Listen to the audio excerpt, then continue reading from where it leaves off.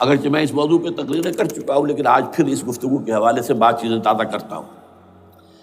اس وقت عالمی سطح پر یہودی جمع عیسائی بریکٹ میں کر لیجیے، اور امریکہ جمع یورپ یہ بریکٹ میں کر لیجیے، ان کا اندر معاملہ کیا ہے؟ اصل جو ہے اس میں پیچھے مائنڈ ہے، ماسٹر مائنڈ، سازشی ذہن، وہ یہود کا ہے۔ باقی عیسائی آلہ کار بن گئے ہیں۔ جو 100% آلہ کار ہے یہود کا وہ پروٹیسٹنٹس ہیں۔ پروٹیسٹنٹزم یہود ہی نے پیدا کرایا تھا، یہود ہی نے یورپ کے اندر سود کا رواج شروع کروایا، ورنہ سود حرام تھا وہاں پر بھی، یوزری بھی اور کمرشل انٹرسٹ بھی، دونوں حرام تھے، یہ یہودیوں نے کروایا۔ اور پھر پہلا بینک بنوایا ہے انگلستان کے اندر، بینک آف انگلینڈ، اور جو پوپ کے خلاف بغاوت کرائی تو پہلی بغاوت ہوئی انگلستان کے اندر، جو چرچ آف انگلینڈ علیحدہ ہو گیا پوپ سے، اور اسی کو یہودیوں نے قرار دیا یہ ہمارا ماڈرن اسرائیل ہے، یہ اسرائیل ہمیں دیا ہے گاڈ نے، یہ جو ہے برطانیہ۔ اس کے کچھ عرصے کے بعد یہی جو ہے ایکسوڈس ہوا ہے، اور وہ امریکہ میں جا کے آباد ہوئے۔ لہذا امریکہ کو بھی جیوز نے کہا ہے دس از اندر اسرائیل، یہ ہے ہمارے اصل اسرائیل، ماڈرن اسرائیل یہ ہے۔ اس لیے کہ جو انہیں وہاں پر اقتدار حاصل ہوا ہے، جو قوت حاصل ہوئی ہے، جس قدر دولت انہوں نے وہاں جمع کی ہے، وہاں کے جس طریقے سے جکڑ لیا ہے حکومتوں کو، فرنگ کی رگے جہاں پنجے یہود میں ہے۔ ٹھیک 100 سال پہلے علامہ اقبال یہ مشاہدہ کر کے آ گئے تھے یورپ میں، اور کون دیکھنے والا تھا کہ وہاں کیا ہو رہا ہے، بیہائنڈ دی سین کیا ہے، سامنے کیا ہے، پردے کے پیچھے کیا ہے۔ فرنگ کی رگے جہاں پنجے یہود میں۔ اس وقت فرنگ کا امام تھا برطانیہ، یہ وہ سلطنت تھی جس پر سورج کبھی غروب نہیں ہوتا تھا۔ آج وہ فرنگ کا امام امریکہ ہے۔ یہ برطانیہ تو اب وہ جو ایک نظم ہے کہیں بچپن میں پڑھی تھی، London bridge is going down going down going down, اس کی مثال ہے۔ برطانیہ کی تو کوئی حیثیت ہی نہیں ہے، ورلڈ پاور کی حیثیت نہیں ہے، وہ تو چھوٹا بھائی اس نے بنا رکھا امریکہ نے اپنا، تو اس حیثیت سے جو ہے اس کی کوئی حیثیت ہے، ورنہ کوئی اور حیثیت نہیں۔ بہرحال ان دونوں میں یہ ہے کہ پیچھے ماسٹر مائنڈ، سازشی ذہن، پلاننگ، اسکیم ساری یہودیوں کی۔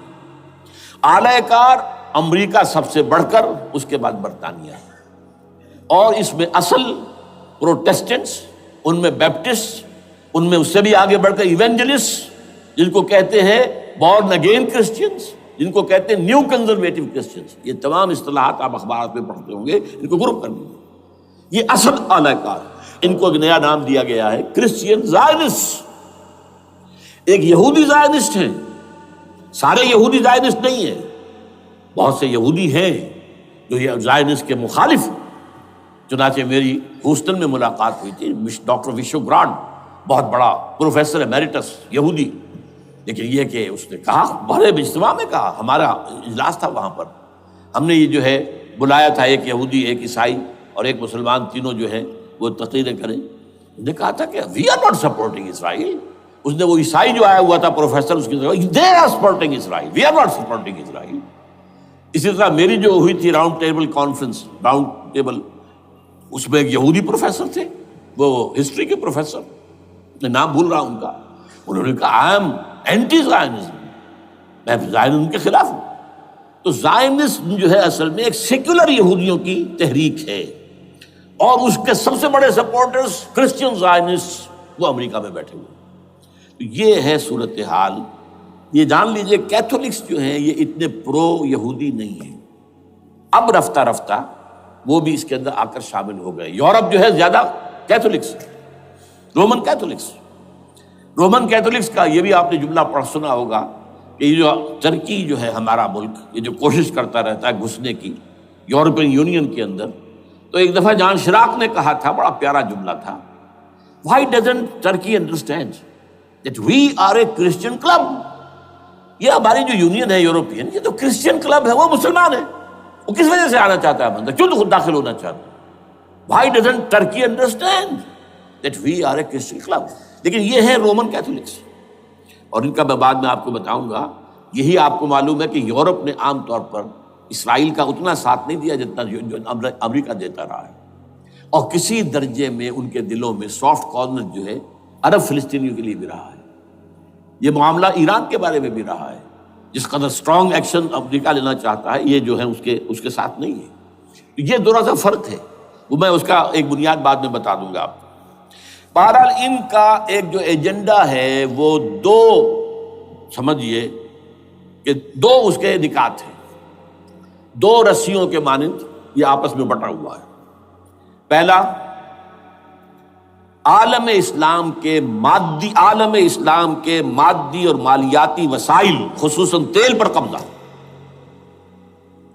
یہ ان کا دنیاوی اعتبار سے، دولت کے اعتبار سے، وسائل کے اعتبار سے اس وقت کا ایجنڈا ہے۔ ویسے تو اس سے اوپر وہ چاہتے ہیں پوری دنیا پر، وہ تو بعد کی بات ہے، لیکن ابھی نہ وہ روس کو چھیڑ رہے ہیں نہ چین کو چھیڑ رہے ہیں۔ چین تو ان کا سب سے بڑا جو ہے بزنس پارٹنر ہے، سب سے بڑا، اور چین کو رفتہ رفتہ وہ اپنی لائن پر لا رہے ہیں۔ اب تو صرف یہ کہ وہ ایک پارٹی گورنمنٹ وہاں رہ گئی ہے جو کہ کمیونزم کے دور کی یادگار ہے، باقی ان کی جو اکانومی ہے وہ تو آ چکی ہے اسی رخ کے اوپر جو یورپ کی ہے، مغرب کی ہے۔ نمبر دو ایجنڈا کیا ہے؟ دنیا میں کہیں بھی اسلام کے بحیثیت ایک نظام زندگی ظاہر ہونے کا کوئی موقع نہیں دینا۔ We have to nip the evil in the bud at any cost۔ یہ ان کے ایجنڈے کا دوسرا بڑا حصہ۔ یہ دو ہے انٹرٹوائنڈ، جیسے آپ لڑیوں کو بٹ دے کر رسی بناتے ہیں، ایسے یہ دو لڑیے ہیں۔ اسلام کا پولیٹیکل سوشو اکنامک سسٹم کہیں نہ آ جائے دنیا میں، ہو نہ جائے آشکارا شر پیغمبر کہیں، یہ ابلیس نے کنکلوڈ کیا ہے۔ وہ جو ابلیس کی مجلس شورا ہے، ہو نہ جائے آشکارا شر پیغمبر، کہیں ایسا نہ ہو کہ پیغمبر کی شریعت دنیا کے سامنے آ جائے، پیغمبر کا نظام آ جائے۔ الحذر، آئین پیغمبر سے 100 بار الحذر، حافظ ناموس زن، مرد آزما مرد آفری، یہ معاشرتی نظام ہو گیا۔ موت کا پیغام ہر نوع غلامی کے لیے، نہ کوئی فخفور و خاکہ، نہ گدائے رہنشی، یہ سیاسی نظام آ گیا، اور کرتا ہے دولت کو ہر آلودگی سے پاک و صاف، منعموں کو مال و دولت کا بناتا ہے امین۔ تم دولت کے امین و مالک نہیں ہو۔ اور اس سے بڑھ کر اور کیا فکر و عمل کا انقلاب، بادشاہوں کی نہیں، اللہ کی ہے یہ زمین، ان الارض للہ۔ یہ نظام کہیں نہ آ جائے دنیا، یہ ہے جس پہ کہ وہ خطرہ محسوس کر رہا تھا۔ اور اس کے بعد یہ کہتے ہیں، یہ تو تھا عصر حاضر کے تقاضے، لیکن یہ کہ صورتحال کیا ہے؟ ہو نہ جائے آشکارا شرع پیغمبر کہیں، ہے یہی، یہ معاملہ اس طرح رکھو کہ خود مومن ہے محروم یقین، یہ غنیمت ہے کہ خود مومن ہے محروم یقین۔ ہمیں اگر کوئی سہارا ملتا ہے تو اس سے کہ مومنوں کو بھی، نام نہاد مسلمانوں کو بھی اپنے اس نظام پر یقین نہیں، وہ نماز پر یقین رکھتے ہیں، روزے پر رکھتے ہیں، زکوٰۃ کو بھی دو بھی اللہ تعالیٰ جس کو توفیق دیتا ہے، حج کرتے ہیں، عمرے کرتے ہیں، یہ ہے سب، لیکن یہ کہ یہ غنیمت ہے، چشم عالم سے رہے یہ پوشیدہ یہ آئین تو خوب۔ وہ ابلیس کہتا ہے کہ یہ آئین چشم عالم سے پوشیدہ رہنا چاہیے، یہ غنیمت ہے کہ خود مومن ہے محروم یقین۔ ہمارے لیے جو ہے اگر کوئی سانس لینے کی جگہ ہے وہ یہ ہے، حوصلہ افزائی اگر ہے تو اس میں ہے کہ خود مومن محروم یقین ہے، اس کے سامنے وہ راستہ ہے ہی نہیں۔ اب لیجئے یہودیوں کے ایجنڈے کو میں تجزیہ کر رہا ہوں۔ سب سے پہلے World Bank, IMF، globalisation, TRIPS, ان تمام ہتھ کنڈوں کے ذریعے عالمی مالیاتی استعمار، جو بظاہر امریکہ کا ہوگا حقیقتاً یہود کا ہوگا۔ یہودیوں کے نزدیک پوری نوع انسانی حیوانوں کے مانند ہے۔ They are not human beings, they are goyams, they are Gentiles۔ یہ انسانی شکل میں حیوان ہیں، اور جیسے حیوانوں کو ایکسپلائٹ کرنا، استعمال کرنا انسانوں کا حق ہے، گھوڑے کو آپ باندھتے رہے ہیں نا ٹانگے کے آگے، اور بیلوں سے آپ ہل جتواتے رہے ہیں، تو جیسے یہ حق ہے ایسے ہمارا حق ہے پوری دنیا کے جو ہے وسائل ان کو کھینچے۔ ہاں جیسے گھوڑے اور بیل کو بھی کوئی نہ کوئی دانہ تو ڈالنا پڑتا ہے، چارہ تو دینا پڑتا ہے، تو ان کو بھی کچھ دو۔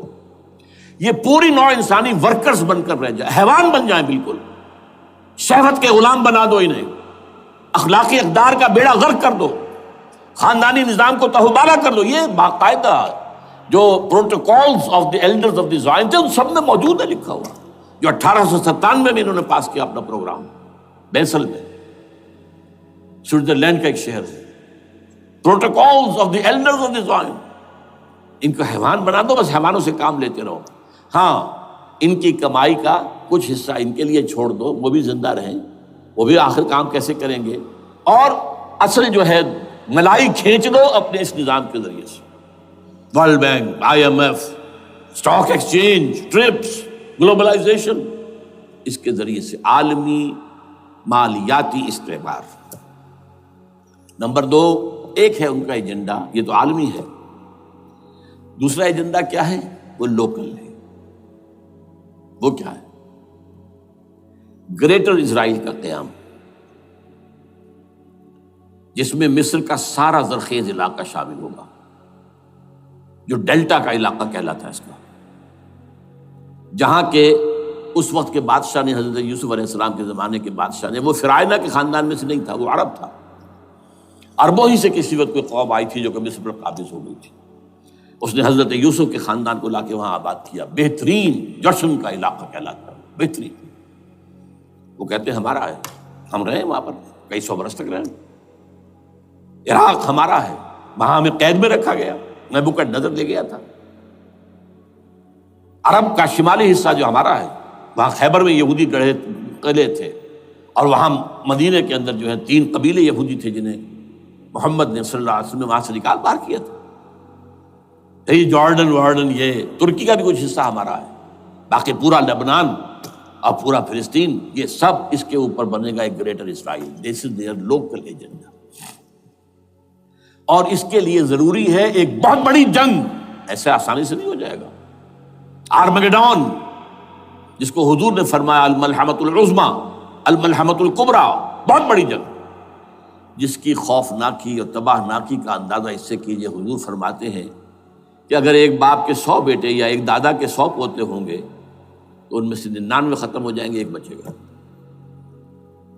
اور ایک جگہ فرماتے ہیں اتنی اموات ہوں گی، اتنی لاشیں ہوں گی کہ ایک نفاست پسند پرندہ جو ہے، جو گندگی پہ نہیں اترنا چاہتا، ایک تو ہے یہ کوے، چیلیں، گدھ، وہ تو گندگی ہی کی تلاش میں ہے مردار کھانے کے لیے، وہ تو لاشوں کو نوچ رہے ہوں گے۔ وہ پرندہ جو ہے نفاست پسند پرندہ، وہ نہیں اتر سکے گا، اڑتا اڑتا چلا جائے گا، لیکن لاشوں کا سلسلہ ختم نہیں ہوگا، یہاں تک کہ تھک ہار کر لاشوں پر گر جائے گا۔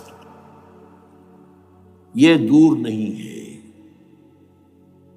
اس لیے کہ اس پر متفق ہیں یہودی بھی اور عیسائی، پروٹسٹنٹس، عیسائی اس کے اوپر پوری طرح متفق ہیں۔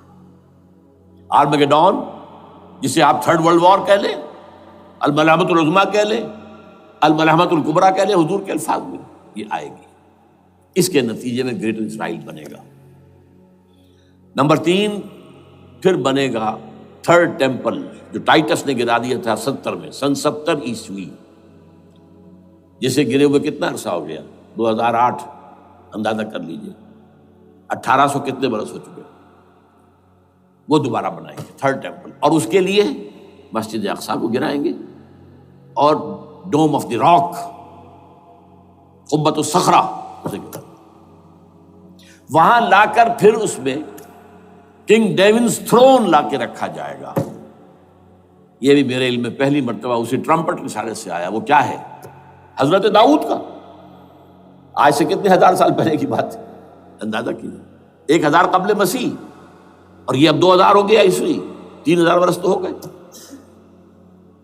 وہ کیا تھا؟ ایک پتھر تھا جس پر بٹھا کر حضرت داؤد کی تاج پوشی کی گئی تھی، پھر اسی پر حضرت سلیمان کی تاج پوشی ہوئی، پھر اسی پر ان کے بادشاہ آتے رہے، تاج پوشی ہوتی گئی۔ ٹائٹس نے جب گرایا ہے سن 70 عیسوی میں، یروشلم کو برباد کیا، 1,33,000 یہودی ایک دن میں قتل کیے، ایک دن میں، باقی نکال دیا، بھاگ جایا سے۔ اس کو کہتے ہیں diaspora, that started in 70 AD، یہ منتشر ہو گئے، جس کا جہاز سنگھ سمایا چلا گیا، یورپ میں چلے گئے، شمالی افریقہ میں، مسلمان ملکوں میں، انڈیا میں آ گئے، ایران میں آ گئے، سب جگہ وہاں سے نکال دیے گئے، ڈایاسپورا۔ بہرحال وہاں سے وہ ٹائٹس وہ پتھر لے گیا، وہ روم میں لے گیا، روم سے کسی طرح وہ آئرلینڈ پہنچ گیا۔ آئرلینڈ پیور کیتھولک ملک ہے، آپ کو معلوم ہوگا، اور وہاں پر پروٹیسٹنٹس کی اور کیتھولکس کی جنگیں ہوتی رہتی ہیں۔ کبھی بھی شیعہ سنی مسلمانوں کی اس طور سے خانہ جنگی نہیں ہوئی ہے جیسے کہ وہاں ان دو عیسائیوں میں، کیتھولکس اور پروٹیسٹنٹس میں ہوتی ہے۔ وہ رومن کیتھولک ملک ہے بیچ میں۔ وہاں سے وہ انگلینڈ میں آیا، انگلینڈ میں جب آ گیا، بلکہ وہاں سے اسکاٹ لینڈ سے انگلینڈ میں پھر اس کو ایک کرسی کے اندر اس کی سیٹ کی حیثیت سے بنا کر ایک تھرون کی شکل دے دی گئی، اور وہ جو ویسٹ منسٹر ایبے ہے، برطانیہ کے پارلیمنٹ کے ساتھ جو چرچ ہے، ویسٹ منسٹر ایبے، وہاں اس کو لا کے رکھ دیا گیا۔ اس وقت سے برطانیہ کے بادشاہوں اور ملکاؤں کی تاج پوشی وہاں ہوتی ہے۔ تو ایک یہ ہے کہ پھر اس کو لا کر وہاں رکھیں گے۔ اب یہاں سے اختلاف ہے، یہ نوٹ کر لیجیے۔ یہاں تک عیسائیوں کا، یہودیوں کا ایجنڈا ایک، یہاں اختلاف ہے۔ یہودیوں کے نزدیک ان کا مسیح آئے گا اور وہ وہاں بیٹھ کر پوری دنیا پر راج کرے گا۔ وہ مسیح جس کی خبر دی گئی تھی شروع کی کتابوں میں، جو تورات کی ابتدائی کتابیں ہیں، وہ تو حضرت مسیح کی شکل میں آ گئے۔ دی پروفیسی واز فلفلڈ۔ یہودیوں نے نہیں مانا، انہیں تو قرار دیا جادوگر ہے، کافر ہے، مرتد ہے، ولد الزنا ہے، اور اپنے بس پڑتے سولی پر چڑھوا دیا۔ وہ دوسری بات ہے، اللہ نے کیا کیا، وہ ایک علیحدہ مسئلہ ہے۔ چنانچہ یہ کہ دی سچویشن از ویکنٹ، وہ مسیحا کی جگہ ابھی باقی ہے ان کی، and they are waiting for ہم۔ تو وہ آئے گا اور وہ یہاں اس تخت داؤد پر بیٹھ کر پوری دنیا پر حکومت کرے گا۔ عیسائیوں کا کہنا کیا ہے کہ در حقیقت حضرت مسیح نازل ہوں گے، سیکنڈ کمنگ آف جیسس، جس کو ہم بھی مانتے ہیں۔ اگرچہ ہوگا کیسے، حالات و واقعات کا کیا ہمارے نزدیک رنگ ہے وہ کچھ مختلف ہے، وہ میں اس کو بیان نہیں کر سکتا۔ حضرت مسیح علیہ السلام پھر اس تخت پر بیٹھیں گے ان کے عیسائیوں کے مطابق۔ چنانچہ پوپ جو مر گیا ہے، پال سیکنڈ، اس کو یہ ٹرمپٹ والے کہتے ہیں شیطان، اور ان کا کہنا یہ ہے کہ اس شیطان نے the old ancient holy Roman empire کو ریوائیو کیا ہے یونائٹڈ یورپ بنا کر، اور ان کا مقصد کیا ہے کہ یہ فلسطین میں ایک رومن کیتھولک حکومت قائم کرنا چاہتے ہیں۔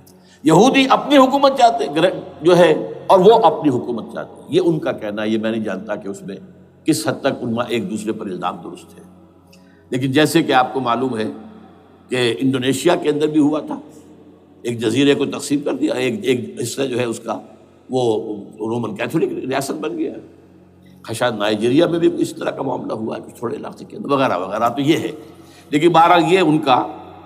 عیسائیوں کا معاملہ کیا ہے؟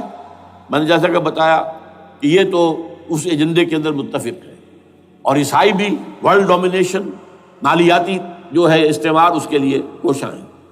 لیکن ان کے نزدیک حضرت عیسیٰ ابن مریم آئیں گے علیہ الصلوۃ والسلام، اور وہ حکومت کریں گے۔ اس پورے ڈرامے کا اسکرپٹ پورا یہودیوں کا لکھا ہوا ہے، اور انہی کی سازش اس پورے ڈرامے کے پیچھے ہے۔ البتہ بظاہر اس ڈرامے کا بڑا کیریکٹر جس سے آپ ہیرو کہیں وہ امریکہ ہے، اور اس کے تابع یورپ بھی ہے۔ یہ ہے عالمی سطح پر معاملہ اس وقت۔ ویسے میری 2 کتابیں جو ہے اس پر کتابچے ہیں، 4 سال پہلے میں نے اسی مقام پر 2 تقریریں کی تھی۔ ایک موجودہ عالمی حالات اور اسلام کا مستقبل، وہ دوسرا حصہ جو میں اس وقت نہیں چھیڑ رہا، ہوگا کیا اصل میں، جس میں یہ ہے کہ کہیں اسلامی ریاست قائم ہو، خلافت کا نظام قائم ہوگا کہاں ہوگا یہ میں بحث نہیں کر رہا۔ حضرت مہدی کا ظہور ہوگا، وہ آئیں گے عرب کے اندر۔ پھر یہ ہے کہ وہ جو گریٹر اسرائیل کے خلاف جہاد ہوگا، اور اللہ کرے گا کہ رفتہ رفتہ یہ ممالک جو ان سے لے لیے جائیں گے، یہاں تک کہ بالآخر ایک یہودی اعلان کر دے گا میں ہوں مسیح، جس کو کہ عیسائی بھی کہتے ہیں اینٹی کرائسٹ، اور یہ کہتے ہیں یہ بیپٹسٹ بھی کہ اینٹی کرائسٹ جو ہے وہ یہودی ہوگا، جبکہ کچھ عرصے پہلے بہت بڑا پروپیگنڈا ہوا تھا کہ اینٹی کرائسٹ جو ہے، دجال جو ہے وہ تو مسلمان ہوگا، نہیں، لیکن وہ کہتے ہیں کہ ہوگا یہودی ہوگا، اور پھر اس یہودی کو قتل کریں گے حضرت مسیح، دی ریئل مسیح، اصل مسیح جو اٹھا لیے گئے درمیان میں، وہ آئیں گے اور ان کے ہاتھوں دجال بھی قتل ہوگا، اور پھر مسلمانوں کے ہاتھوں ایک ایک یہودی ختم ہوگا، پھر ایک عالمی اسلامی ریاست قائم ہوگی حضرت مسیح کے ہاتھوں، اور وہاں پر حضرت مسیح ایک حدیث میں آتا ہے 40 برس تک پوری دنیا پر حکومت کرے گی۔ بہرحال یہ دوسرا پکچر ہے جو ہمارے سامنے، میں اس وقت کی تفصیل میں نہیں جا رہا، جو ان کے سامنے پکچر ہے وہ میں نے آپ کو بیان کر دیا۔ اب اس میں تجزیہ کیجئے افغانستان پر حملے کا اصل سبب، جو میں نے دو بتایا نا، دو لڑیاں ہیں ان کے ایجنڈے کی، ایک اسلام کہیں ظاہر نہ ہو جائے، اسلام کا نظام ظاہر نہ ہو جائے، اور ایک مسلمانوں کے مالیاتی خاص طور پر تیل کے وسائل پر قبضہ۔ اب افغانستان میں کیا ہوا ہے، یہ سارا معاملہ تھا اسلام کا راستہ روکنے کے لیے، کہ یہاں تو اسلام ایک شکل دکھا رہا ہے اپنی، اور اگر انہیں موقع مل گیا تو یہ تو ایک ایسی ویلفیئر اسٹیٹ قائم کر دیں گے، زکوٰۃ کا نظام قائم ہو جائے گا تو اعلیٰ ترین ویلفیئر اسٹیٹ قائم ہو جائے گی، اور اگر یہاں پر جو ہے یہ ساری سزائیں نافذ ہو گئی، معاشرہ کرائم فری ہو جائے گا، لوگوں میں محبت ہوگی، مساوات ہوگی، اور یہ کہ عام لوگوں کے لیے ویلفیئر ہوگا، اور یہ سامنے نظام آ گیا تو پھر ہمارا یہ نظام کیپٹلزم یہ کہاں رہے گا، اس کو تو منہ چھپانے کی جگہ نہیں ملے گی۔ لہذا افغانستان پر حملے کا اصل موٹیو یہ ہے۔ البتہ یہ ساتھ ہی یہ بھی تھا کہ افغانستان کے راستے سے سینٹرل ایشین سٹیٹس جو ہیں ان سے پائپ لائنیں لا کر، اور وہ پھر کہیں گوادر کے آس پاس سمندر تک لائے جائے، تاکہ ہم وہاں کے جو ہے ڈرین کر سکیں جو تیل اور گیس کے ذخائر ہیں سینٹرل ایشین سٹیٹس کے اندر جو مسلمان سٹیٹس ہیں، تو اس کے لیے راستہ جو ہے وہ لینا چاہتے تھے افغانستان سے۔ اب وہ جہاں تک افغانستان کا تعلق ہے وہ تو ان کے قبضے میں ہے، جب چاہیں کر لیں۔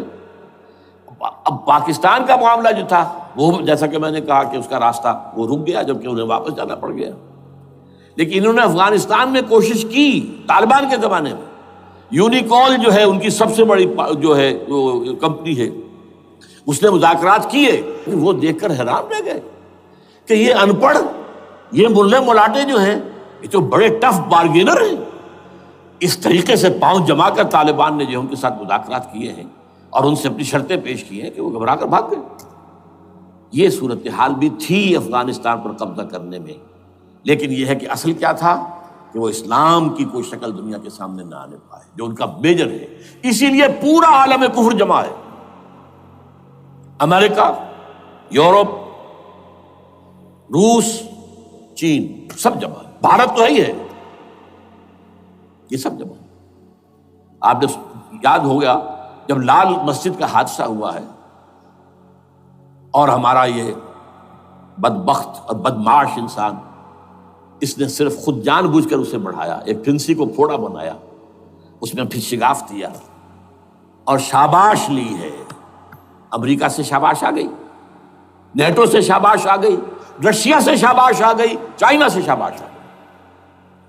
وہ چونکہ محسوس کر رہا تھا کہ اندرون ملک تو میری اب کشتی ڈگمگا رہی ہے، ڈاواڈول ہے، I have to have more support from outside, اور for that I have to do it۔ کہ دیکھو میرے عین قلب میں پاکستان کے یہ پھوڑا نکل آیا تھا، یہ بنیاد پرستی کا اور یہ شدت پسندی کا اور یہ تنگ نظری کا اور یہ فلاں کا اور یہ دہشت گردی کا، اور میں نے دیکھو کیسے اس میں چیرا دیا ہے، کتنے لوگوں کو ختم کر دیا ہے۔ اچھا، اس میں یہ بھی ذہن میں رکھیے کہ افغانستان کے بارے میں یہودیوں کے علم میں ہے کہ حضور کی حدیثیں کیا ہے۔ حضور کی حدیث ہے یخرج من خراسان رایات سود،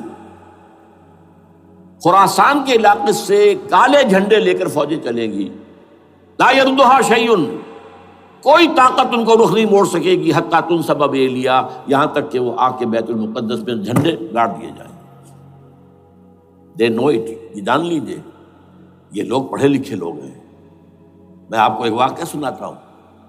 جب 1967 میں یہودیوں کو فتح ہوئی بہت بڑی، اور پورا یروشلم اب ان کے قبضے میں آ گیا، ایسٹ یروشلم جو کہ ابھی جارڈن کے قبضے میں تھا، تو جب موشے دایان تھا وہ کانا، وہ داخل ہوا فاتح کی حیثیت سے، تو اس کے ساتھ ایک ربائی تھا، بہت بڑا چیف ربائی، یہودیوں کا بہت بڑا عالم، اور وہ رو پڑا تھا، تو فتح کا وقت، خوشی کا، رویا۔ So this is the beginning of the end, یہ الفاظ آئے اخبارات کے اندر۔ گویا کہ اب یہ آخری ڈرامہ جو ہے شروع ہو گیا ہے. وہ آخری ڈرامہ انہیں معلوم ہے ان کی تباہی پر ختم ہونا ہے.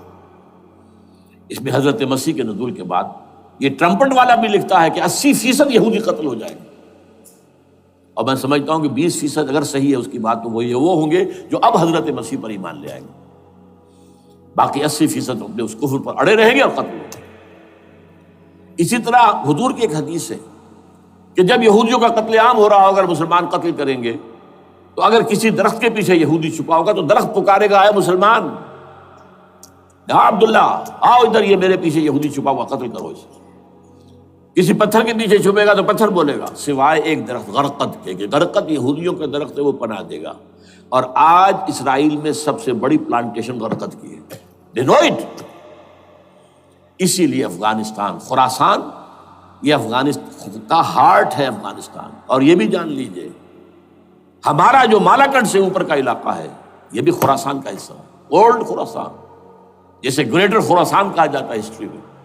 ایک میں نے ایرانی سے پوچھا تھا اس کے بارے میں تو اس نے کہا خراسان ہمارا ایک صوبہ ہے. میں نے کہا وہ تو مجھے معلوم ہے، جس کا دارالخلافہ مشہد ہے اور یہ ان کا مقدس شہر ہے، وہ تو اسے مکے کی طرح سمجھتے ہیں. بہرحال میں نے کہا میں پوچھ رہا ہوں پرانا خراسان بزرگ، تو خراسان بزرگ کا انہوں نے بتایا پورا افغانستان اس میں شامل.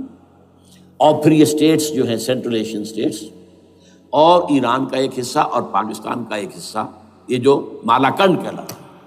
اور یہ بڑی معنی خیز بات ہے کہ وہیں مالاکنڈ سے تحریک چلی ہے جو اصل تحریک ہے طالبان پاکستان، وہ سوات سے چلی ہے. بہرحال اس وجہ سے، اس پہلو سے یہ جو ہے افغانستان پر حملے کا سب سے بڑا سبب وہ تھا. دوسرا جو تھا وہ یہ کہ ان کو جو پائپ لائن لے کے آنی تھی اس کے لیے، لیکن وہ ظاہر بات ہے کہ اس میں جو ہے جو طالبان نے وہ ان کی چکمے میں نہیں آئے. اس پر ایک کتاب ہے کہ جو انگریزی میں ہے عابد اللہ جان کی، Afghanistan the genesis of the last crusade. Afghanistan سے آخری صلیبی جنگ کا سلسلہ شروع ہو رہا ہے. بہت جو ہے چشم کشا ہے، معلومات افزا ہے، انگریزی میں ہے. اچھا عراق میں معاملہ برعکس تھا. عراق میں تیل کا معاملہ بھی تھا تو وہ صرف امریکہ کا تھا. جو یورپ ہے وہ زیادہ تر کیسپین کے ایریا کے تیل کی طرف نگاہیں رکھتا ہے. یہ جو ہے یہ اصل میں سارا جو ہے یہ امریکہ کا معاملہ ہے. اور دوسری طرف یہ کہ یہاں کو مذہبی سلسلہ نہیں تھا، حالانکہ تھا، وہ یہودیوں کا تھا. وہ کیا تھا؟ Extension, first step towards the establishment of greater Israel. یہ بات اچھی طرح سمجھ لیجیے.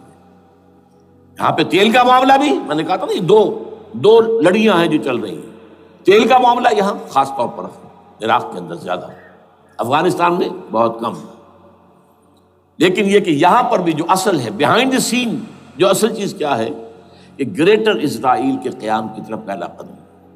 میں یاد دلاتا ہوں آپ کو، جب فرسٹ گلف وار ہوئی تھی جس میں عراق کا بھرکس نکال دیا گیا تھا، اس کے اختتام پر کہا تھا شوارز کرافٹ، جو ان کا کمانڈر ان چیف تھا الائڈ فورسز کا، اس نے صاف کہا تھا، مجھے آج تک ایک لفظ یاد ہے، We fought this war for the protection of Israel.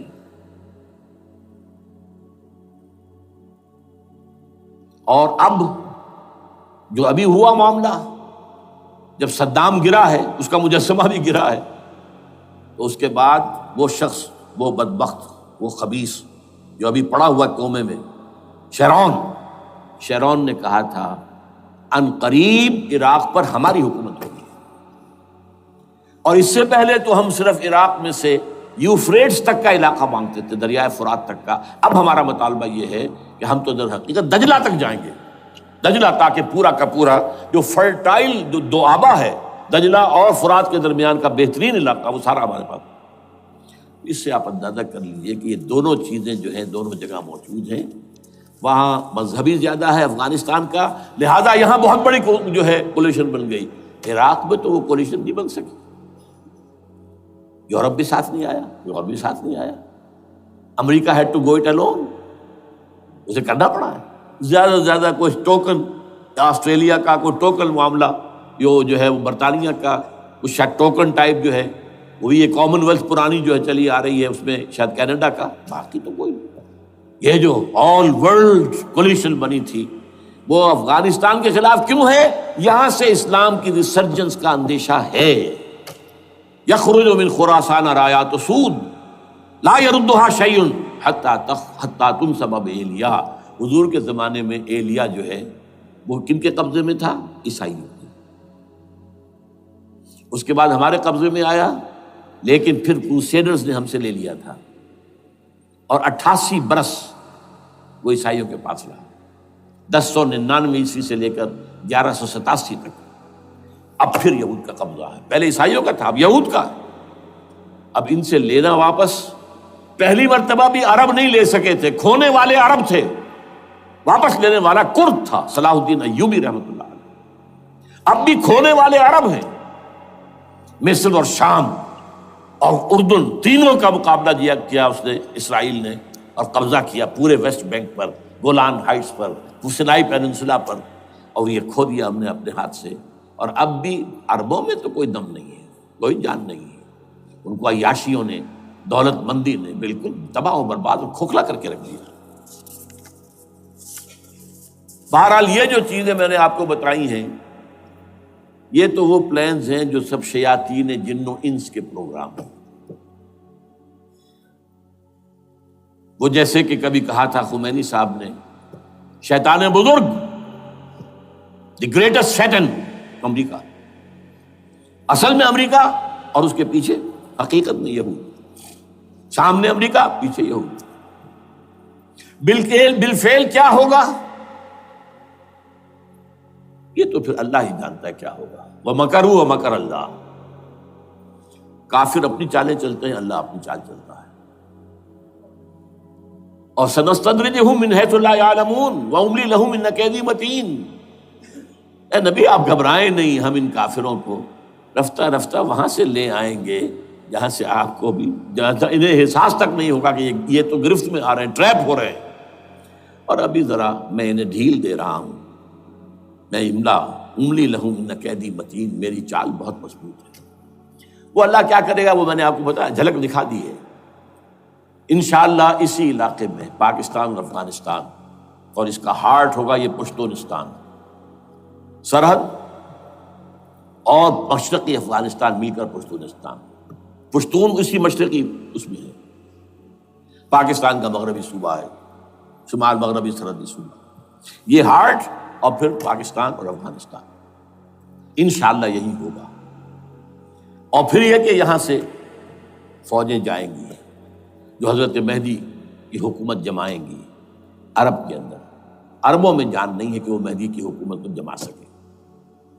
یخرج ناس من المشرق یؤتون للمہدی یعنی سلطان ہی، مشرق کی طرف کے کسی ملک سے فوجیں آئیں گی جو مہدی کی حکومت قائم کریں، عربوں میں دم نہیں۔ بہرحال ہوگا کیا، وہ میں نے کہا کہ یہ تو اللہ کے ہاتھ میں ہے۔ اب یہ کہ کرنا کیا چاہیے، یہ ہے میری تقریر کا آخری حصہ۔ دیکھیے ذوالفقار مرزا نے جو کچھ کہا اور سید قائم علی شاہ نے، میں خوشائند سمجھتا ہوں کہ طالبانائزیشن اور ہے، اسلامائزیشن اور ہے، ٹھیک ہے، چلیے آواز مکے اور مدینے۔ طالبانائزیشن کے اندر کچھ بغیر تعلیم یافتہ، کچھ جذباتی، اس طرح کے لوگ بھی ہیں جن میں انتہا پسندی بھی ہے، جیسے کہ میں پہلے بیان کر چکا، افغانستان میں ہوا ہے، افغانستان کے اندر بھی رفتہ رفتہ وہ اپنی چیزوں سے نکل رہے تھے، نکل جاتے ہیں، لیکن موقع نہیں دیا گیا، نب دی ایول ان دی بڈ، ختم کر دیا گیا۔ اسی طرح ہمارے سرحدی صوبے میں جیسا کہ میں بتایا 3 قوتیں برسرکار ہیں، who is who knows it، کون کیا ہے۔ لیکن بہرحال یہ کہ پہلی بات یہ، اسلام اور پاکستان لازم و ملزوم ہیں۔ یہاں اسلام آئے گا تو یہ ملک رہے گا، نہیں آئے گا تو ختم ہو جائے گا، اس میں کوئی شک نہیں۔ میری 2 کتابیں پڑھ لیجیے اگر اللہ توفیق دے، ہمت دے، اسلام اور پاکستان، یہ سن 67-68 کی تحریریں میری ہیں۔ جینیسس آف پاکستان کیا تھا، how Pakistan came into existence, پھر یہ کہ میں نے استحکام پاکستان کے نام سے سن 85 کے اندر کتاب لکھی ہے. یہ دونوں کتابیں پڑھی ہیں. پاکستان کا کوئی جواز نہیں اگر یہاں اسلام نہ آئے، اور واقعتاً ہم جواز کھو چکے ہیں. یہ تو اللہ تعالیٰ ہمیں مہلت دے رہا ہے. لیکن اب یہ سمجھ لیجئے یہ اللہ تعالیٰ کی طرف سے ایک خاص مہلت ہے، اور شاید آخری مہلت ہے جو ہمیں مل رہی ہے. یہاں اسلامائزیشن نہ ہوا تو یہ ملک نہیں رہے گا. میں یہاں آپ کو ایک شعر سنا دوں. ہے تو ایک ایسی شخصیت کا جو کچھ کنٹروورشل بھی ہو گئی، بعد میں بدنام بھی ہو گئی. ایک زمانے میں جماعت اسلامی کے بڑے مخلص کارکن تھے وہ، مولانا کوثر نیازی. انہوں نے ایک بڑا تلخ شعر کہا تھا، اسلام کو اگر تیری فضا راس نہ آئے، اے میرے وطن تجھ کو کوئی آگ لگائے.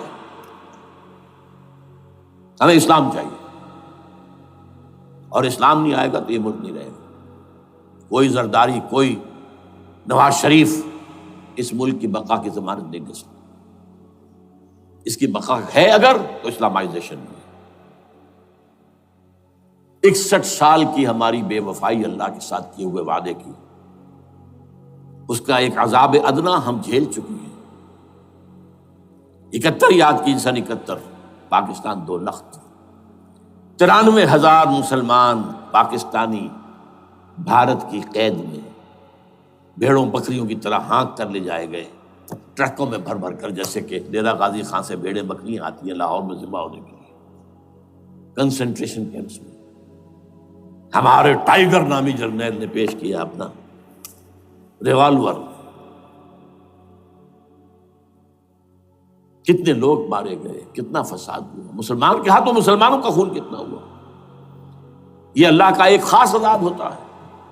میں نے وہ آیت آپ کو سنائی تھی، قل هو القادر على ان يبعث عليكم عذابا من فوقكم او من تحت ارجلكم. اے نبی سے کہہ دیجیے اللہ اس پر قدرت رکھتا ہے، جب چاہے تم پر کوئی عذاب اوپر سے بھیج دے، تمہاری زمین کے نیچے سے نکال دے. زلزلہ آیا تھا کہ نہیں؟ او یلبسکم شیعا، ایک تیسری شکل بھی ہے. نہ اللہ آسمان کو کوئی تکلیف دے نہ زمین کو. زمین پھٹے گی تو آدمی جائے گا نا اندر، بلکہ تمہیں گروہوں میں تقسیم کر کے او یلبسکم شیعا فیذیق بعضکم بعض بعض، تو ایک دوسرے کی قوت کا ایک دوسرے کو مزہ چکھائے. تم خود ایک دوسرے کے گلے کاٹو. ہمیں کسی اور قوم کو تکلیف دینے کی ضرورت نہیں ہوگی. یہ کام ہمارے ساتھ ہو چکا ہے 1971 میں. بہرحال اب اس کے بعد بھی تاخیر تو ہماری جو کی تو ہے. اب ہم اس جگہ پر پہنچ گیا کہ شاید اب عذاب الاکبر آنے والا ہے. وہ آیت بھی میں نے شروع میں پڑھی تھی، وَلَنُذِيقَنَّهُم مِّنَ الْعَذَابِ الْأَدْنَىٰ دُونَ الْعَذَابِ الْأَكْبَرِ لَعَلَّهُمْ يَرْجِعُونَ. چھوٹا عذاب آیا سن 71 میں پاکستان. بہرحال مغربی پاکستان تو برقرار رہا، اس کا نام بھی پاکستان رہا. اب شاید بڑا عذاب آ رہا ہو، بلکنائزیشن جس کے نقشے جو ہیں دنیا میں شائع کیے جا چکے ہیں. اور اس اسلامائزیشن کے لیے جو میں کہہ رہا ہوں کہ اس کے بغیر یہاں پاکستان نہیں رہے گا، اس کے لیے اس کی جو دستوری، تدریجی، قانونی، پرامن اگر راستہ اختیار نہ کیا گیا تو ملیٹنسی بڑھے گی. یہ رکنے والی نہیں ہے. یہ جو اوپر کا جو علاقہ ہے ایک ٹرائنگل ہے جس کا نقشہ کھینچا ہے ایک بہت بڑے مصری ادیب اور مورخ نے، شکیب ارسلان ان کا نام تھا. انہوں نے کہا ہے کہ یہ پامیر سطح مرتفع جو ہے، پامیر جسے روف آف دی ورلڈ کہا جاتا ہے، اس سے پہاڑوں کے سلسلے نکلتے ہیں. کوئی چین کی طرف چلا گیا، کوئی تبت کی طرف چلا گیا، کوئی قراقرم ادھر آ گیا پاکستان کی طرف، ہمالیہ آ گیا پاکستان انڈیا کی طرف، ادھر ہندو کش چلا گیا افغانستان میں. یہ سب جیسے کہ ایک جو پہیا ہوتا ہے اس کے جو لگے ہوتے ہیں اسپوکس جنہیں کہتے ہیں. اس نے کہا کہ ایک طرف ہمالیہ اور ایک طرف ہندو کش، اس کے درمیان میں جو قوم رہتی ہے، اب نوٹ کر لیجیے، یہ ہمالیہ کا اینڈ جو ہے مغربی، وہ کیا یہ نتیا گلی وغیرہ اسی کا حصہ ہے. اس کے بعد ختم، دریائے سندھ بہ رہا ہے، لیکن اوپر جا کر وہ ٹرن دیتا ہے رائٹ کو، تو پھر اب وہ قراقرم اور ہمالیہ کے درمیان جاتا ہے. یہاں تک کہ انڈیا سے جو اس کا داخلے کا راستہ آ جاتا ہے. لیکن یہ جو ہے یہ درمیانی راستہ، یہ اصل میں ہندو کش ادھر اور ہمالیہ ادھر، اس کے درمیان جو قوم آباد ہے. اور اس ٹرائنگل کا بیس ہے مالاکنڈ کا پہاڑ. مالاکنڈ، ہمالیہ، ہندو کش. اس ٹرائنگل میں جو قوم آباد ہے، شکیب ارسلان کہتا ہے اگر پوری دنیا میں اسلام کی نبضیں ڈوب جائیں تب بھی یہاں کے لوگوں میں اسلام کی نبض چلتی رہے گی. یہ وہ علاقہ ہے جہاں سے پاکستان کے طالبان کا آغاز ہوا، جہاں سے پرامن تحریک چلی تھی، اس کا راستہ روک دیا گیا. اب وہ شدت پسندی پر آ گئے، اور یہ شدت پسندی بڑھے گی اگر آپ نے تشدد سے روکا. اگر امریکہ کے چمچے بنے رہے، اگر امریکی ایجنڈے ہی کو پورا کرتے رہے اور اپنے لوگوں کو مارتے رہے، تو جواب میں گر ایک چراغ حقیقت کو گل کیا تم نے تو موج دودھ سے صد آفتاب ابھریں گے. یہ اب جو آ رہے ہیں، کہاں سے آ رہے ہیں آپ کے یہ خودکش حملہ آور؟ یہ وہی ان لوگوں کے رشتہ دار ہیں نا جو امریکی بمبارڈمنٹ میں مارے گئے ہیں. کتنے ہیں جن کے بچے ختم ہو گئے، بیٹے مر گئے. یہ جو ہمارے ہاں ایک کمانڈوز کے کیمپ کے اوپر جو حملہ ہوا تھا اور خودکش بمبار، جس سے کہ شاید 18-19 بہترین آپ کے کمانڈوز ختم ہوئے تھے، وہ کون تھا؟ وہ خود کمانڈو تھا. اندر کوئی اور تو جا ہی نہیں سکتا تھا، یہ کمانڈوز کا کیمپ تھا اور اس کے میس میں لوگ کوئی جا سکے. وہ خود کمانڈو تھا. اس کی بیٹی لال مسجد کے اندر جلی تھی. اب آپ اندازہ کیجئے کہ اس کے دل میں جو کھول رہا تھا اس کا جذبہ، اس نے اس کو ٹھنڈا کیا خود جان دے کر. تو جان لیجیے ادھر باجوڑ میں حملہ ہوا تھا، ادھر جو ہے ہماری ملٹری پریڈ کے اوپر حملہ ہو گیا. تو یہ بات رکے گی نہیں. اور یہ ظاہر بات ہے کہ اب شمال سے لے کر نیچے تک کی بات ہے. وہاں پر بھی میں نے شروع بھی کہا تھا کہ خطرہ حقیقی ہے، غیر حقیقی نہیں ہے، وہمی اور خیالی نہیں ہے. اس لیے کہ اب جو اس علاقے سے جا رہے ہیں ہجرت کر کے کراچی، وہی ان کی جگہ ہے، وہیں پر ان کے رشتہ دار ہیں، محسود ہیں، وزیری فلاں ہے، یہ ہے وہ ہے، وہاں وہ جا رہے ہیں. اور وہاں پر بھی ظاہر بات ہے کہ جو کچھ ہو رہا ہے افغانستان میں اور جو کچھ ہو رہا ہے شمال سرحدی صوبے میں، اس کا ایک تسلسل ہوگا. میں یہاں یہ عرض کر دوں آپ سے کہ تقریباً 4 سال قبل، بلکہ 4.5 سال، میں انتہائی مایوسی کو پہنچ چکا تھا کہ پاکستان کا وجود باقی نہیں رہے گا. میں نے یہی تقریر کی ہے 29 فروری سن 2004 کو اسی جگہ. پاکستان جواز کھو چکا. یہ اسلام کے نام پر تھا. ویئر از اسلام؟ جو اسلام یہاں وہ تو بھارت میں بھی ہے، وہ تو امریکہ میں بھی ہے. وہ کہاں ہے اسلام کا سیاسی نظام، اسلام کا تعزیراتی نظام، اسلام کا کرمنل لا، اسلام کا سول لا، اسلام کے فیملی لاز کہاں بنائے تھے اس شخص نے جو فیلڈ مارشل بنا تھا، خود ساختہ، جو اس نے قوانین بنائے تھے. تمام علماء نے کہا تھا، تمام مکتبہ فکر کہ غلط ہے. تحریک کوئی نہیں اٹھائی، یہ ان کی غلطی تھی، کوتاہی تھی. جمہوریت کی تحریک میں شامل ہو گئے، اس پر کوئی تحریک نہیں چلائی. بہرحال وہ نظام کہاں ہے؟ وہ نظام تو قائم نہیں کیا. اس حوالے سے یہ اپنا جواز کھو چکا ہے. نو ریشنل ریزون دیت جسے کہتے ہیں فرینچ کے اندر، ریزون دیت کسی چیز کی ریزن، ریشنل آف ایگزسٹنس. اس کے بعد یہ ہے کہ پچھلے سال سے کچھ مایوسی میں کمی ہوئی. Number 1، chief justice of Pakistan Iftikhar Muhammad Chaudhry کے اندر ہمت اللہ نے دی، وہ کھڑا ہو گیا. جرنیلوں کے جم گھٹے کے اندر ایک سویلین آدمی جو ہے جس درجے کا مرعوب ہو سکتا ہے، آپ اس کا اندازہ کر لیجیے. اور اس کے بعد اسپونٹینیس موومنٹ وہ کلا ہے، انہومی شے، سوچ نہیں سکتے ہم. یہ موومنٹ جو ہے یہ کوئی اسٹریٹ ارچنز کی چلائی ہوئی نہیں ہے، یہ ہمارے ہاں کے گاموں ماجوں کی نہیں ہے، بلکہ یہ تو پڑھے لکھے لوگ، وکیل، کالے کوٹ، کالی ٹائیاں، پینٹ، یہ جو سختیاں جھیلی ہیں انہوں نے. ابھی تک وہ تحریک چل رہی ہے. اگر اس سے ظاہر بات ہے وقت گزرنے کے ساتھ ساتھ اس کی وہ تیزی اور تندی میں تو کمی آئی، اور حکومت کو موقع ملا ان کے اندر کوئی رفت پیدا کرنے کا بھی. لیکن بہرحال ان دونوں چیزوں سے میری مایوسی میں قدرے کمی ہوئی. اب دوسری بات وہ تھی 18 فروری کے الیکشن کا پرامن طور پر منعقد ہو جانا۔ میں یہ سمجھتا تھا کہ جو اس کے اندر دخل اندازی ہے، رگنگ ہو ہی ہوئے، کیسے ممکن ہے پاکستان میں الیکشن ہو اور رگنگ نہ ہو؟ پھر تحریک چلے ہی چلے، کیونکہ تحریک تو چل رہی ہے پہلے سے، صرف اس کے اوپر تیل اور ڈالنا ہے نا، اور پھر بدامنی ہوئی ہو، اور پھر دونوں طرف گدھ بیٹھے ہوئے ہیں، the NATO forces in the west, Indian forces on the east, they will march into Pakistan، اور پاکستان کے ایٹمی دانت توڑ کر Pakistan will be put at the mercy of India، Bharat. Now do whatever you like۔ Condoleezza Rice کا میں آپ کو بیان سنا چکا ہوں، پاکستان کے مستقبل کا فیصلہ امریکہ اور بھارت بھی کرتا۔ بہرحال اب تیسری جو امید ہوئی ہے، یہ کل پرسوں میں جو ہوئی ہے، کولیشن جو ہے یہ ناکام ہوتی نظر آ رہی تھی، لیکن یہ کہ صدر کے مواخذے پر یا صدر کے خلاف جو ایک کارروائی ہو رہی ہے، اللہ کرے کہ وہ پوری ہو جائے، یا اس سے بھی بہتر ہے کہ وہ خود ہی استعفیٰ دے کر دفع ہو جائے۔ بہرحال یہ کہ اس سے بھی کچھ امید کا پہلو جو ہے پیدا ہوتا ہے۔ اب یہاں اسلامائزیشن کا پرامن، تدریجی اور اسلام اور دستوری اور قانونی طریقہ کیا ہے؟ وہ طریقہ کیا ہے؟ 1949 اور 50 میں جو عمل شروع ہوا تھا، جو اس کے بعد سے آج تک جو ہے ختم ہو گیا، اس کو اثر دور شروع کیا جائے، دوڑ پیچھے کی طرف اے گردش ایام کی۔ 49 میں کیا ہوا تھا؟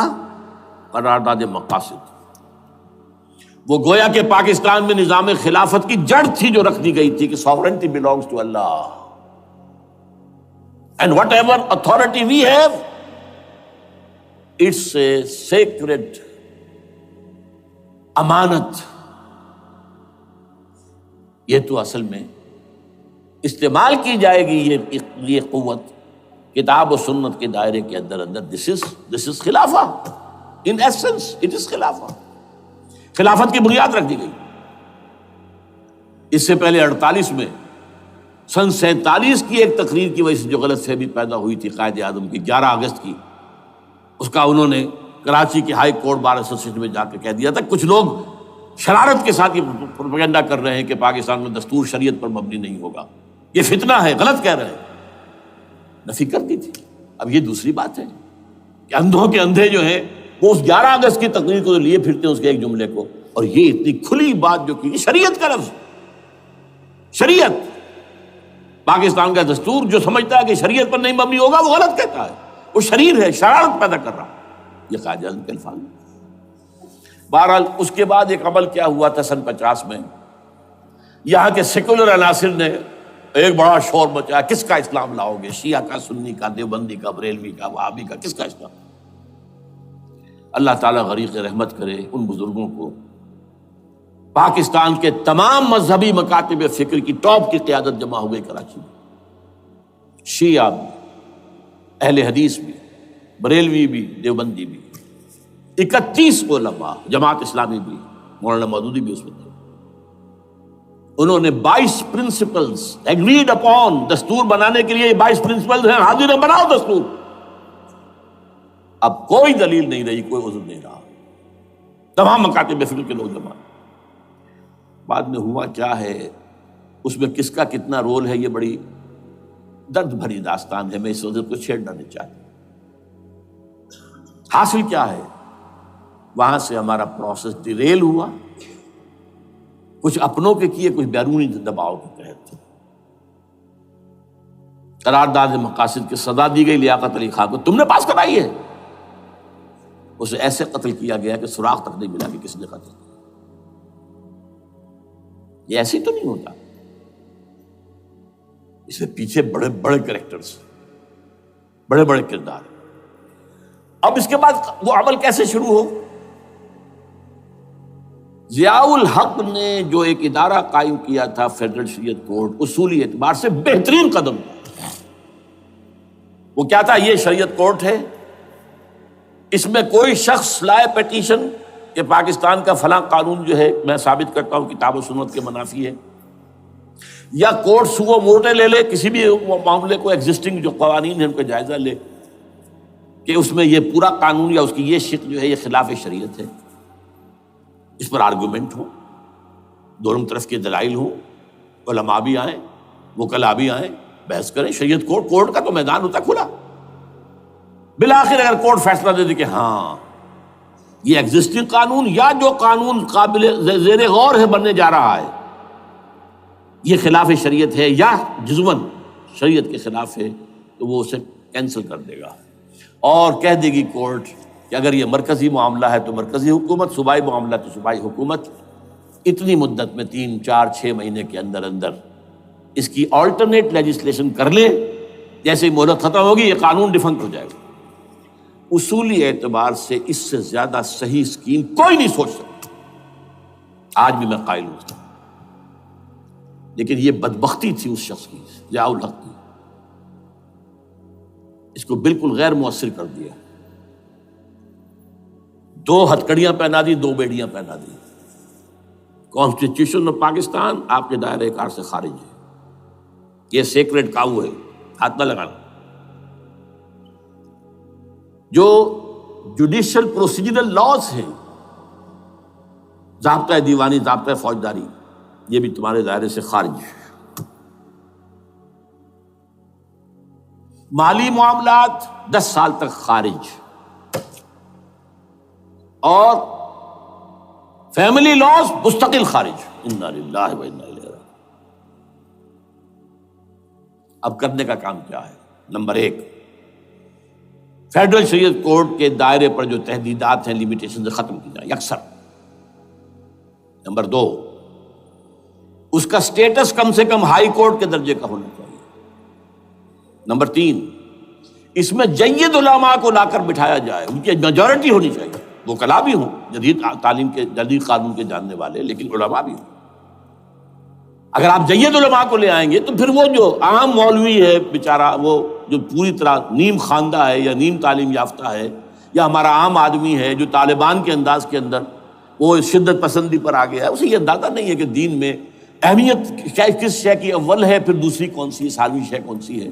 اب اس کے بجائے علماء، جدید علماء، تمام جو ہے مسالک کے علماء اس میں شامل کیے جائیں۔ اس کے فیصلوں پر نظر ثانی کا کھلا موقع ہونا چاہیے، ایک دفعہ عدالت فیصلہ کر دے، نظر ثانی کا موقع ہونا چاہیے، اور کسی شہری کی طرف سے پیٹیشن آئے یا سو موٹو، وہ جائزہ لے اور ایک ایک کر کے قوانین جو ہے غلط ختم، ان کی جگہ پر لیجسلیشن پارلیمنٹ ہی کرے گی یا صوبائی اسمبلی کرے گی۔ کورٹ کا کام لیجسلیشن نہیں ہے، وہ یہ کہہ سکتا ہے کہ یہ بھائی یہ معاملہ جو ہے شریعت سے تجاوز کر گیا ہے، یا فلاں جو قانون تم بنانے چلے اس کی یہ شق جو ہے شریعت کے خلاف ہے، بس فیصلہ یہ دے گی۔ ظاہر بات ہے لیجسلیشن اس کا کام نہیں، لیجسلیشن جو کرے گی آپ کی نیشنل اسمبلی کرے گی، آپ کی صوبائی اسمبلی کرے گی، لیکن وہ اس کا متبادل قانون لے آئیں اور پہلا قانون ختم ہو جائے گا۔ اچھا، اس عرصے کے دوران جو کونسل آف اسلامک آئیڈیالوجی پر ارب روپیہ خرچ ہوا ہے، اس کی رپورٹوں کے انبار لگ گئے ہیں، کسی ایک سفارش کو بھی آج تک پارلیمنٹ میں پیش نہیں کیا گیا، اور اس میں جید علماء رہے ہیں اور تمام مکاتب فکر کے علماء رہے ہیں۔ ان کی رپورٹوں کو رفتہ رفتہ پارلیمنٹ کے سامنے لایا جائے اور ان کے ذریعے سے نئی قانون سازی کی جائے۔ اگر آپ یہ قانونی دستوری راستہ کھول دیں گے اور تجدیداً اس طریقے سے Islamisation of laws of Pakistan ہو جائے تو ظاہر بات ہے کہ پھر جو دہشت گرد ہیں، دہشت پسند ہیں، جن کو آپ خطرہ کہہ رہے ہیں، خطرہ، طالبان آنند، طالبان آ گئے، طالبان آ رہے ہیں، اب ڈرو اور بچو اور مقابلے کی تیاری کرو اور اسلحہ تیار کرو، اگر یہ کام کریں گے تو پھر ظاہر بات ہے کہ وہ تو فساد ہوگا، اور فساد کا نتیجہ کیا نکلے وہ اللہ ہی بہتر جانتا ہے۔ لیکن یہ پروسیس جو میں نے بیان کیا ہے، اگر اس پر عمل ہو جائے تو یہ وہ پروسیس ہے جسے جنرل حمید گل نے کہا تھا کہ اگر ایسا ہو جائے تو یہ سافٹ ریولوشن ہوگا، بغیر تشدد کے، بغیر کسی اور کے، اگر نیت ٹھیک ہے، اور اگر یہ واقعی جیسے قائم علی شاہ نے سمجھ لیا ہے اور جیسے کہ ذوالفقار مرزا نے سمجھ لیا ہے، اسلامائزیشن اگر اس کو سب سمجھ لے، زرداری بھی سمجھ لے اور نواز شریف بھی سمجھ لے اور سب سمجھ لے، تو ظاہر بات ہے کہ پھر کسی توڑ پھوڑ کے بغیر، کسی اور بدامنی کے بغیر، کسی تشدد کے بغیر اسلامائزیشن یہاں ہو جائے تو سب کے دل خوش ہو جائیں گے، اور یہ سارا جو بھی تشدد ہے، یہ دہشت گردی ہے، اس کے راستے بند ہو جائیں گے۔ اگر ایسا نہیں کرتے تو غیر تعلیم یافتہ یا نیم تعلیم یافتہ، جن کو کوئی پورا تصور نہیں ہے، نہ دنیا کے حالات کا علم ہے، نہ شریعت کے جو اصل مصادر اور منابع ہیں، اصل سورسز، ان تک رسائی ہے، بس کچھ چیزیں سن رکھی ہیں۔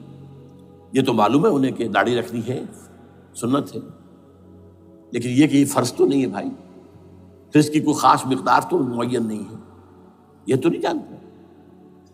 ویڈیوز ہیں، آڈیوز ہیں، ان میں گانے ہیں، اس میں آپ کو معلوم ہے کہ عریانیت ہے، جو بھی ویڈیوز ہیں، اور وہ تو ان کو جلائیں گے ان کی دکانوں میں۔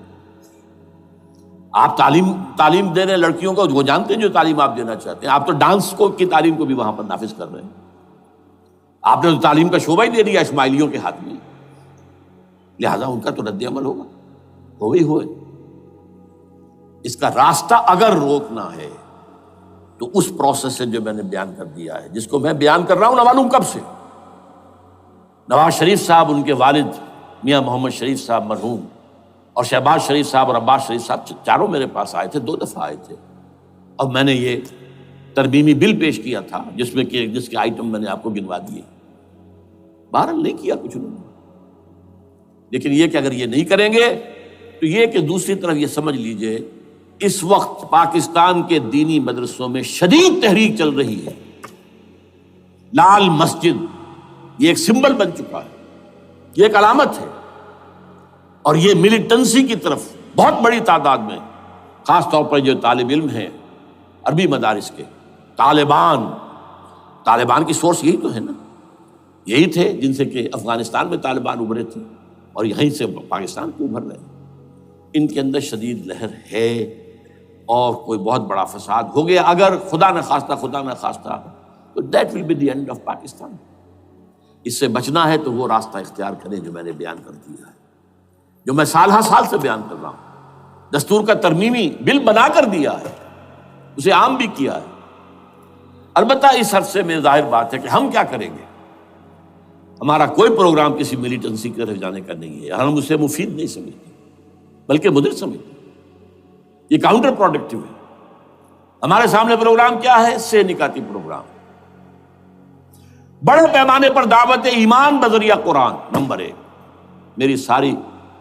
میری تمام سرگزشت کھوئے ہوئوں کو جستجو، میری سرگزشت جو ہے 50 سال سے اسی میں ہے، قرآن کو پڑھنا، پڑھانا، سیکھنا، سکھانا، عام کرنا، اور الحمدللہ ایک بڑی ٹیم تیار کر دی ہے میں نے اللہ کے فضل سے، جو یہ کام کر رہی ہے۔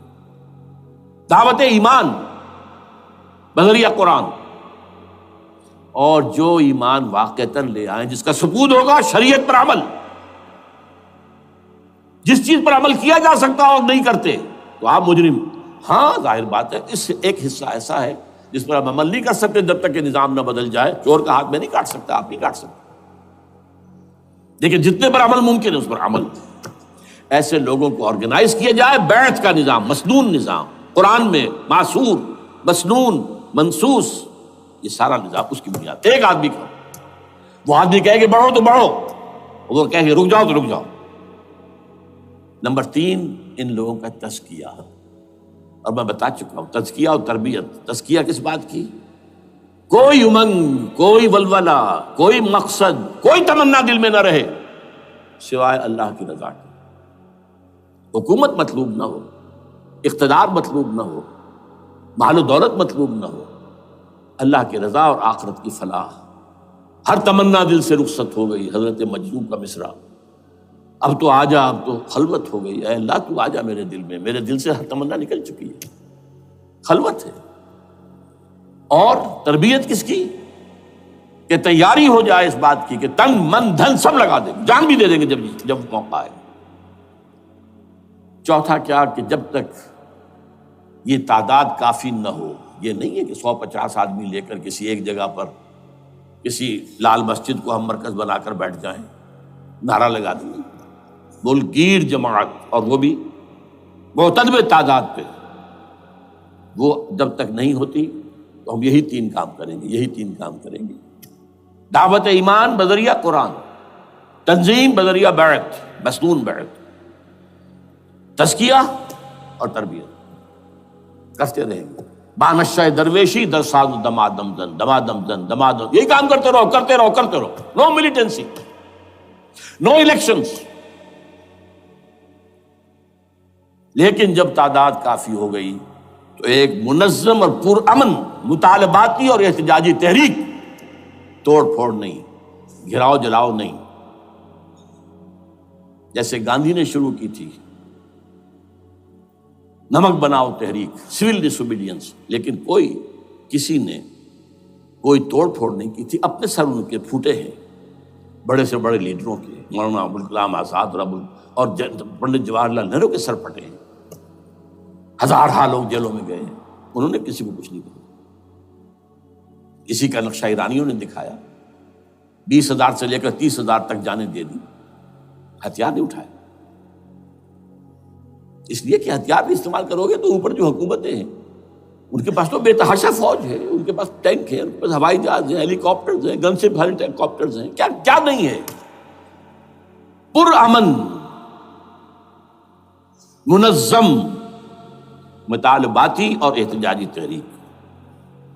اللہ کرے کہ ہمیں اس کے لیے جو مہلت درکار ہے وہ مل جائے. ہمیں معلوم نہیں کہ کہیں وہ مہلت ختم ہی نہ ہو رہی ہو، لیکن اگر ہم آخری سانس تک اس کام میں لگے رہیں گے تو انشاءاللہ اللہ تعالیٰ کے ہاں ہم معذور قرار پائیں گے. اللہ تعالیٰ جو ہے ہمیں درگزر ہم سے فرمائے گا کہ جو کچھ میں کر سکتا تھا اللہ میں کرتا رہا، آخری دم تک کرتا رہا. اگر یہ ہے تو اپنی تو کامیابی ہے، باقی کیا ہوتا ہے ملک کا میں کچھ نہیں کہہ سکتا. اللہ